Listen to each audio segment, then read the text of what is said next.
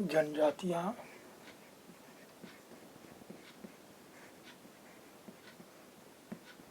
खानाबदोश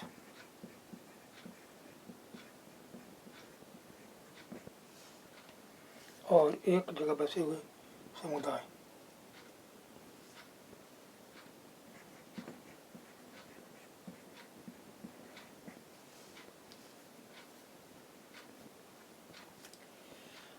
राज्यों का उत्थान और पतन के बीच ही कलाओं, दस्तकारियों और उत्पादक गतिविधियों की कई किस्में शहरों और गांवों में फल फूल रही थी। एक लंबे अंतराल में कई महत्वपूर्ण राजनीतिक, सामाजिक और आर्थिक परिवर्तन हुए, लेकिन सामाजिक परिवर्तन हर जगह एक समान नहीं थे। अलग अलग किस्म के समाज अलग अलग तरीकों से विकसित हुए।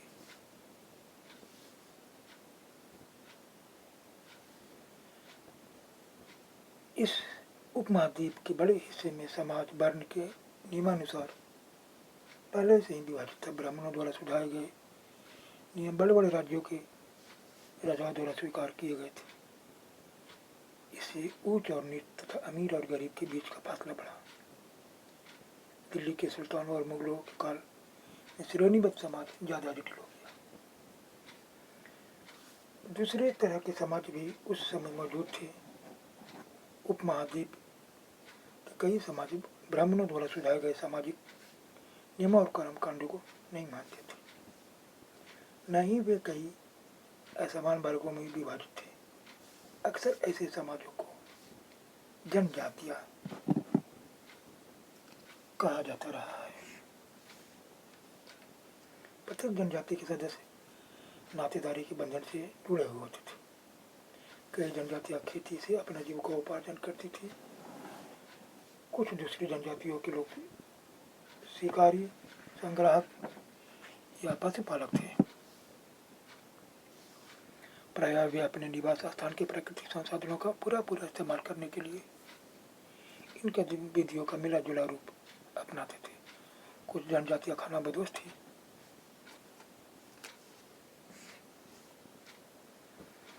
और भी एक जगह से दूसरी जगह घुमा करती थी। जनजातीय समूह संयुक्त रूप से भूमि और चरागाहों पर नियंत्रण रखते थे और अपने खुद के बनाए नियमों के आधार पर ही परिवारों के बीच इनका बंटवारा करते थे। इस उपमहाद्वीप के विभिन्न हिस्सों में कई बड़ी जनजातियां फल फूली। ये जंगलों, पहाड़ों, रेगिस्तानों और दूसरी दुर्गम जगहों पर निवास करती थी। कभी कभी जाति विभाजन पर आधारित अधिक शक्तिशाली समाजों के साथ उनका टकराव होता था। कई मायनों में इन जनजातियों ने अपनी आज़ादी को बरकरार रखा और अपनी संस्कृति को बचाया। लेकिन जनजातीय और जनजातीय समाज दोनों अपनी विविध किस्म की जरूरतों के लिए एक दूसरे पर निर्भर ही रहे। टकराव और निर्भरता के इन संबंधों ने दोनों तरह के समाजों को धीरे धीरे बदलने का काम भी किया। अब एक जनजातीय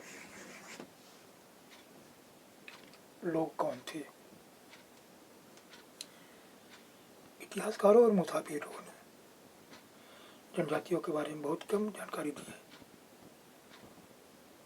कुछ अपवादों को छोड़ दे तो जनजाति लोग भी लिखित दस्तावेज नहीं रखते थे, लेकिन समृद्ध रीति रिवाजों और वाचिक मौखिक परंपराओं का वह संरक्षण करते थे। ये परंपराएं हर नई पीढ़ी को विरासत में मिलती थी। आज के इतिहासकार जनजातियों का इतिहास लिखने के लिए इन वाचिक परंपराओं का इस्तेमाल करने लगे। जनजातीय लोग भारत के लगभग हर क्षेत्र में पाए जाते थे। किसी भी एक जनजाति का इलाका और प्रभाव समय के साथ बदलता रहता। कुछ शक्तिशाली जनजातियों का बड़े इलाकों पर नियंत्रण था। पंजाब,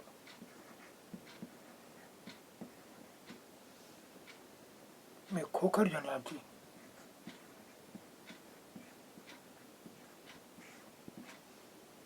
तेरहवीं और 14वीं शताब्दी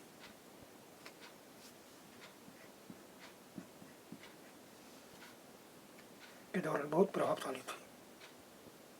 यहाँ बाद में गख्खर, लोग ज़्यादा महत्वपूर्ण हो गए। उनके मुखिया कमाल खान गक्कर को बादशाह अकबर ने मनसबदार बनाया था। मुल्तान और सिंध में मुगलों द्वारा अधीन कर लिए जाने से पहले लंगा और अरगुन लोगों का प्रभाव अत्यंत विस्तृत क्षेत्र पर था। उत्तर पश्चिम में एक और विशाल शक्तिशाली जनजाति थी, बलोच।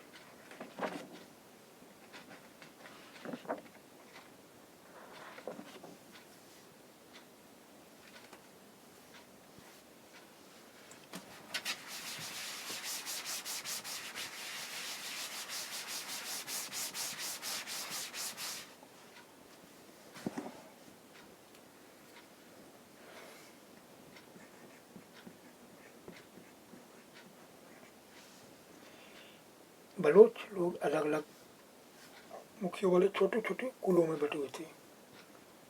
कुल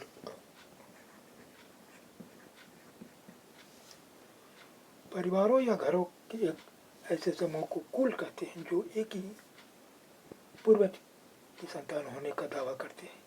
जनजातीय संगठन प्रायः नातेदारी या कुल संबंधी निष्ठा पर आधारित होते हैं। पश्चिमी हिमालय में गडरियों की जनजाति रहती थी। उपमहाद्वीप के सुदूर उत्तर पूर्वी भाग पर भी नागा, अहोम और कई दूसरी जनजातियों का पूरी तरह प्रभुत्व था। बिहार और झारखंड के कई इलाकों में 12वीं शताब्दी तक चेर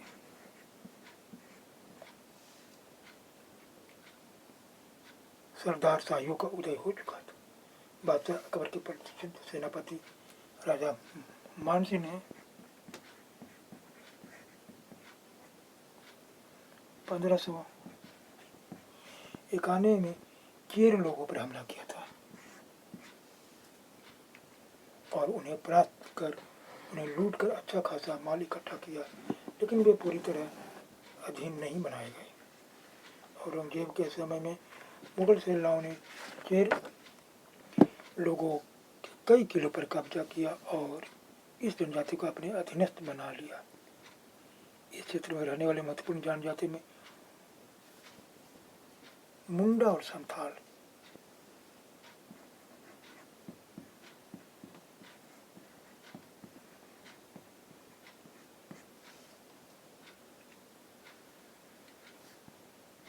यद्यपि वे उड़ीसा और बंगाल में भी रहते थे। कर्नाटक और महाराष्ट्र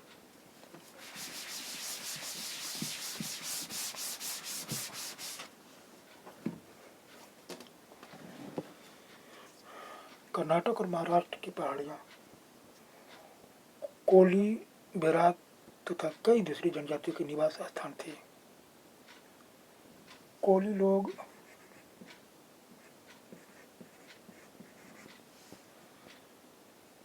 गुजरात के कई इलाकों में भी रहते थे कुछ, और दक्षिण में कोरगा, बेतर, मारवाड़ और दूसरी जनजातियों का विशाल।